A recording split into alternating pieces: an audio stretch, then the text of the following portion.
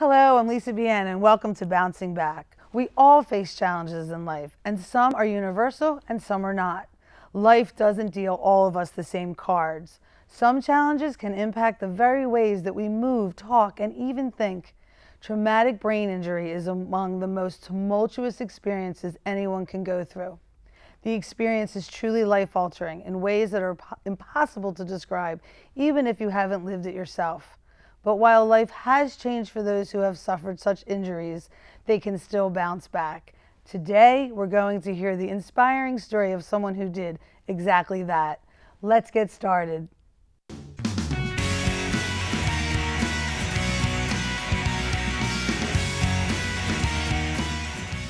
Welcome. We're here today talking to Lorraine Myro, a junior at Temple University who has shared quite a story of bouncing back. And thank you for agreeing to be on our show today. I really appreciate it. No problem. So I want to start with something that you said while we were talking prior to the show. You said, I had a brain injury, but I'm not the brain injury. I'm not a brain injury. And I think that that's really key and something important that everybody should remember. Can you take us, as much as you can, Riley, can you take us back to your life prior to August 10th and then take us to August 10th? Okay, prior to August 10th, I was in high school at Springfield Township, and it was the summer of senior year at that time, and I had just gotten into Temple, and I was about to go in a couple of weeks, and yeah, well, prior, I guess I was looking at schools, I was visiting schools, and I decided I wanted to be in Philadelphia, and I like this campus the best, and all that jazz. Well, I agree with you. This is absolutely the best campus and all that jazz. So you got accepted to Temple. You're now you're not a freshman, you've graduated from high school, and it's August 10th. And share with the viewers what happens on August 10th.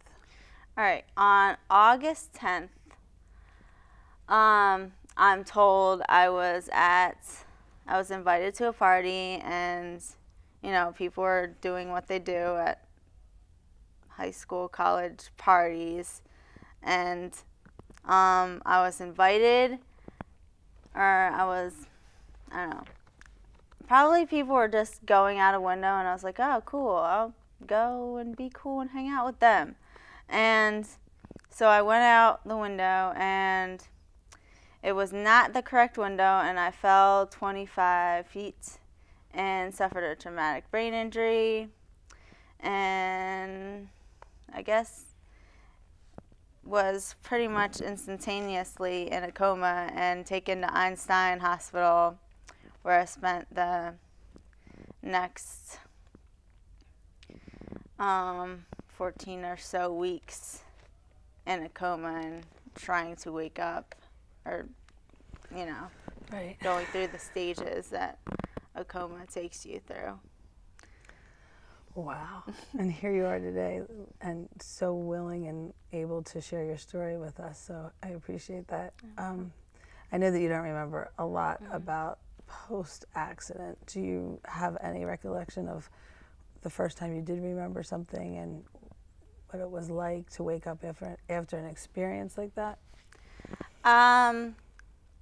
Again, it's not as if I just woke up, you know, from being Your father in a coma. said that people think that people, when they're in a coma, they just wake up and all of a sudden, you know, you're in therapy and recovering or whatever. But it's not like that at all. It's a very slow process.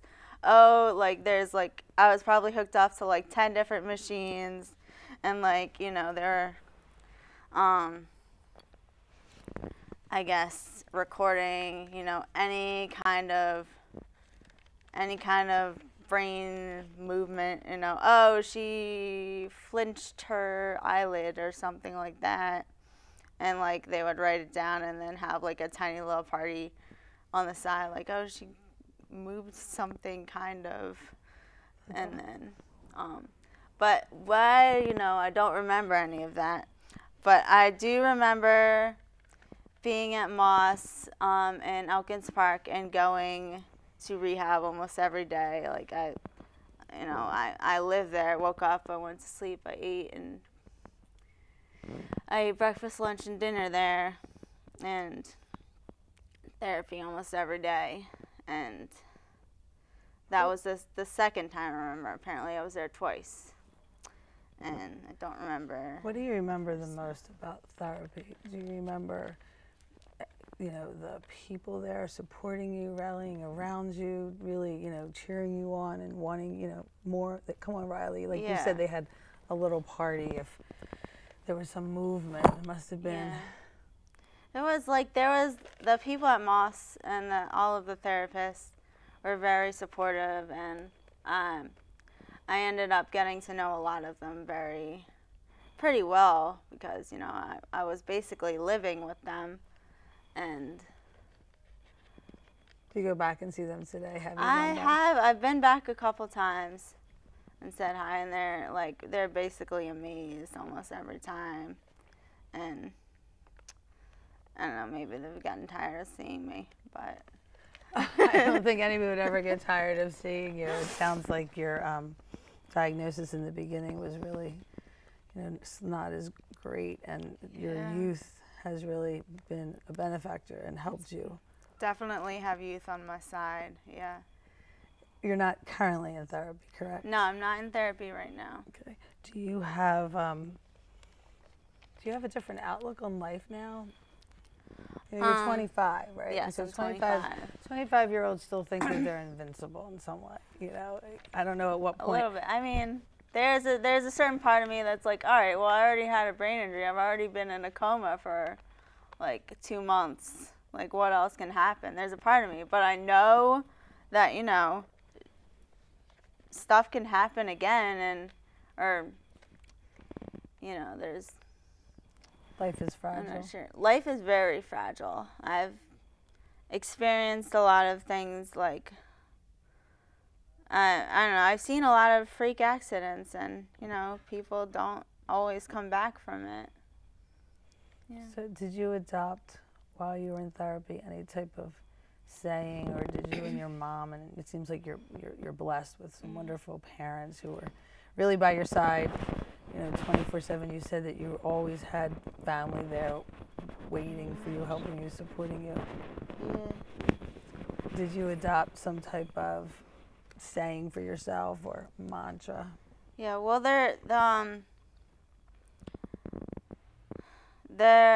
Moss has a saying they always say, like, to believe, or I don't know if that's something that just the therapist came up with, like, while I was there, like, maybe just to keep me going and to keep my family going and to not give up or whatever. But it was to believe, and it wasn't really, it wasn't a religious thing, but it's just, never give up, and you just got to do what you have to do to achieve, like, any kind of success. And I'm still living with that now, because now I'm in school, and and I'm just following the steps, and so now you're in school, doing what I have to do. And you're a junior. Very impressed with the fact that you're a junior, and you're going to graduate next semester, fall? Probably summer 2016. And you live on campus. And I live on campus. That's now. great. So have you noticed anything for you being a student since your accident that has, changed? What is it? Do you take advantage of the resources here on campus? Mm-hmm. Yeah, well, I am part of, registered with the disability resources on campus, and they're great, and they give me extra, I get extra time and like a quiet place to take my test, so I'm not distracted and stuff, like if I need it, but Now, I know this is a really big step for you, that you're sharing your story on TV, and so do you tell students about your story, or one-on-one? When you become friends with people in class? We all become friends. Yeah, well, I mean, I guess, like with me, it's kind of hard. It's kind of hard to say, like, oh, it's kind of hard to tell. Like, she definitely had a traumatic event happen to her, and you know, she's different than everybody else, and like, it's not really something that's completely on the surface for me. Like, it's under my hair, and you can't see the big old dent in my head. But you know, like, it's usually something I just tell people eventually. Like, if like there's friends that I've made that have just been, and that, you know, they ask like, oh, you're, like, they ask how old you are, and I'm like, well, I'm 25. And they're like, why are you, like, what are you doing? Why are you in college? And I'm like, well, I was supposed to be in college in 2008, and I was supposed to graduate in 2013. You know, that was the plan. But, or in 2012 or whatever. And I was just, and, you know, I'd just come out and say, like, all right, well, in 2008, I graduated high school, and I had, you know, I fell out of a window, and I got a brain injury, and went through therapy for a couple of years after that, and eventually decided I could go back to college, and I guess, you know, just, since I already had gotten in, it wasn't that big. Like, I don't think I really had to, like, reapply, like, do the whole process again. But I just, you know, I had to fill out the medical paperwork and all that. And then I got in. Well, that's awesome. Eventually. You know what? I think that Temple's pretty lucky that we have you on our campus. So I would just like to say, again, I feel so lucky that I had this opportunity to meet you and hear your story, and you're such an inspiration, and we're glad that you thought Temple was, what'd you say, the cool campus? It was just the campus that I wanted to be around all of the time. Well, that's awesome. Because it was in Philly, and I'm a Philly girl and probably will always be one. Well, from one Philly girl to another, thank you for sharing your story with You're us welcome. today. Lorraine Myro is the Director of Outpatient Program for the Bancroft Neurorehab Program in Mount Laurel, New Jersey. Lorraine has been in the field of brain injury rehab for over 10 years. She began her career in this field as a social worker at Moss Rehab, working with the families and the patients in acute rehab. From there, she moved over to Bancroft Neurorehab, where she now runs the outpatient program for those who have sustained head injury. Thank you so much for joining us today. Hi, Lisa. So you heard Riley's story, pretty impressive, right? Pretty amazing. Wow. I said I feel like we could spend the rest of the show just talking about her. Easily, yeah. Right? Yeah. So let's start first by educating everybody. What exactly is neurorehab? All right. So neurorehab is the process of providing rehab for people who have had a brain injury, an acquired injury, an acquired neurological impairment. And it's really regaining skills such as communicating, planning and organizing your day, being out in the community, walking again, cooking again. So it's really working on rehab that has anything to do with your brain functioning. Okay. So who benefits from this type of rehab? I mean, does everybody have to have a story like Riley? No, and I'm glad you asked that. So there are a lot of people who have a story like Riley who had a traumatic brain injury. There's also a lot of people who have an acquired brain injury, such as a stroke.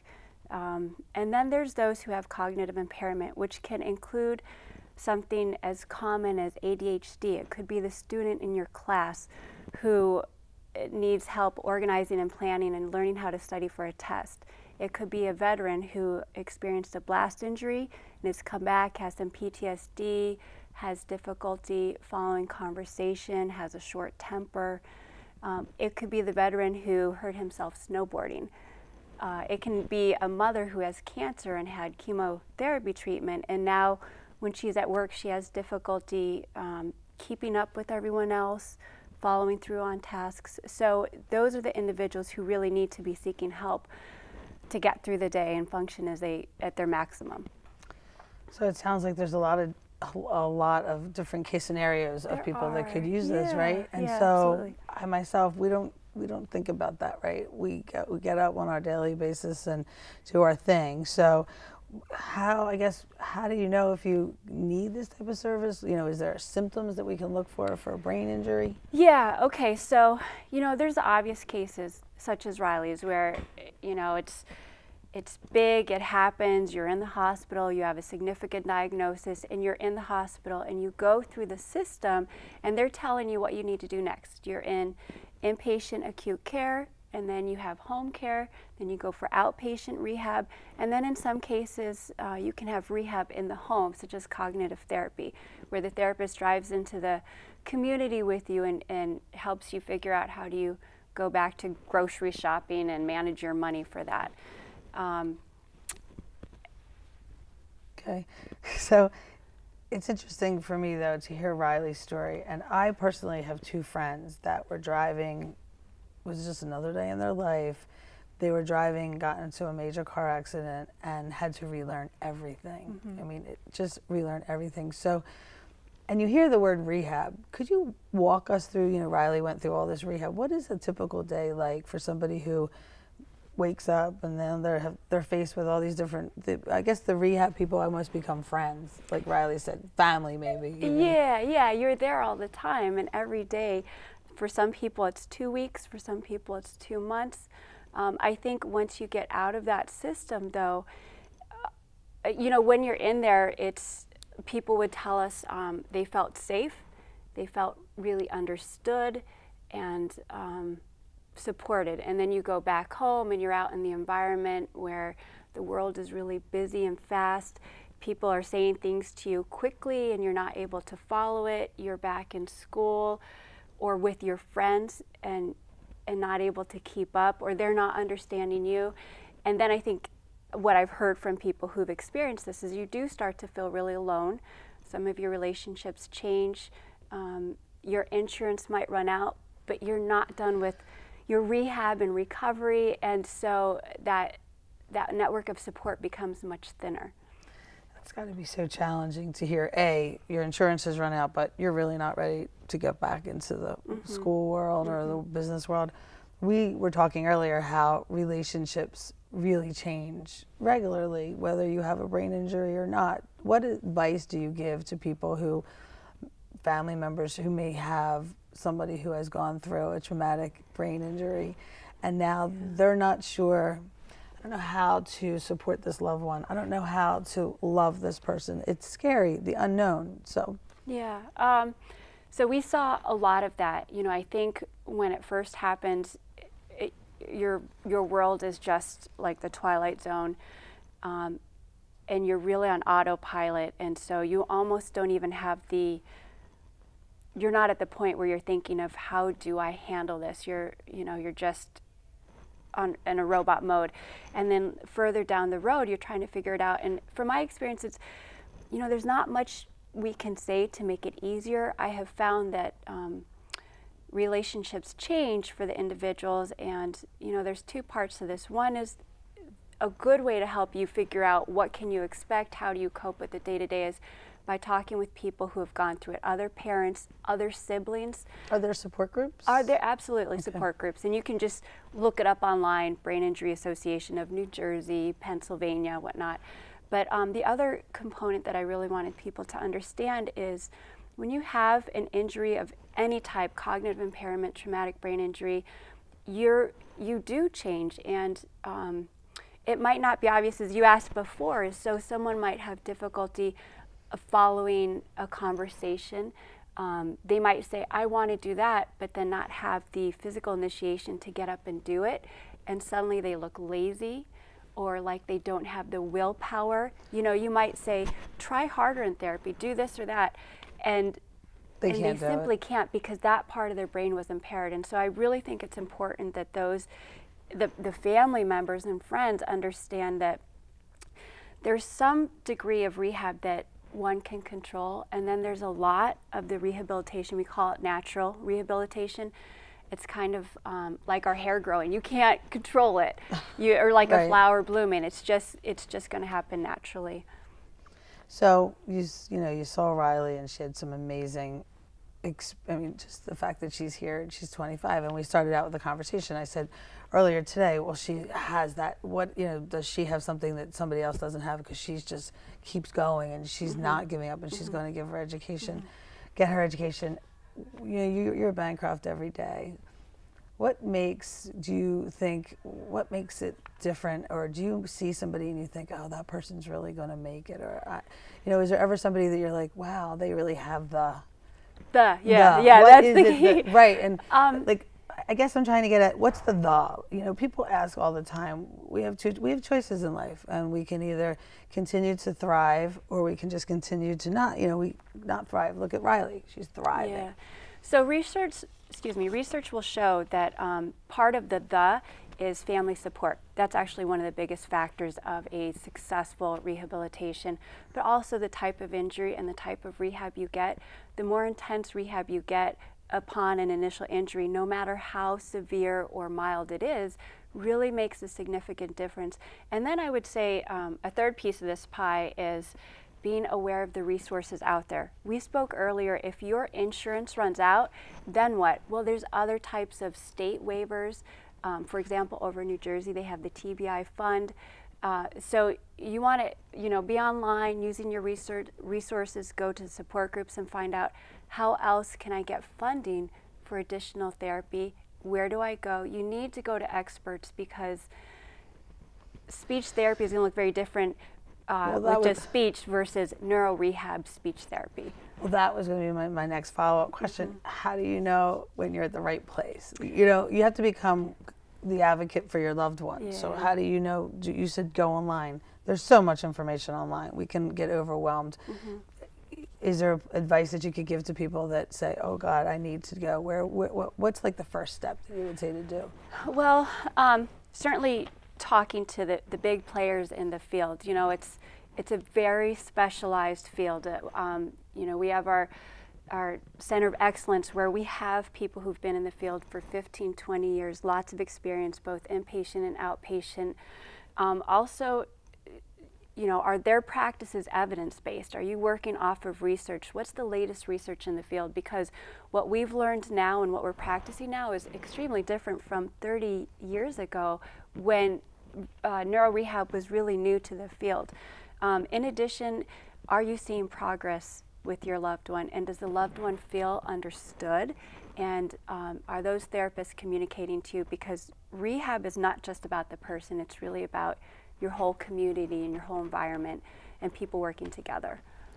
Real quick, because we're going to wrap it up, but I wanted to ask you, is there one population that is at a higher risk for this type of injury or brain injury than another? And So your age groups, younger adults, 18, 20s, and early 30s, typically higher in males, but I would say those who are engaged in high-risk behaviors. Such as riding those dirt bikes without helmets without through a fast helmet, traffic. right. You know, that's a great example. So for those people out there tailgating, taking risks, so falls is a big one. Walking on ice, we see a lot of injuries from falls, but I think it's just being aware and cautious. Well, that's a good, we have a lot of kids on campus. I always see them running the skateboards. I don't know if they're still called skateboards, but I'm sure they are. But the skateboards, and they're up and down the ramps, and they're never wearing anything on their head. And being the mom that I am, I always kind of want to walk over and be like, what? Why are you not wearing a helmet? So I guess this was really important talking about Riley. Any other advice you might want to give for the population that's listening right now? I do. Just quickly is that, it changes you, it changes your family, and it changes your relationships. And it's no one's fault.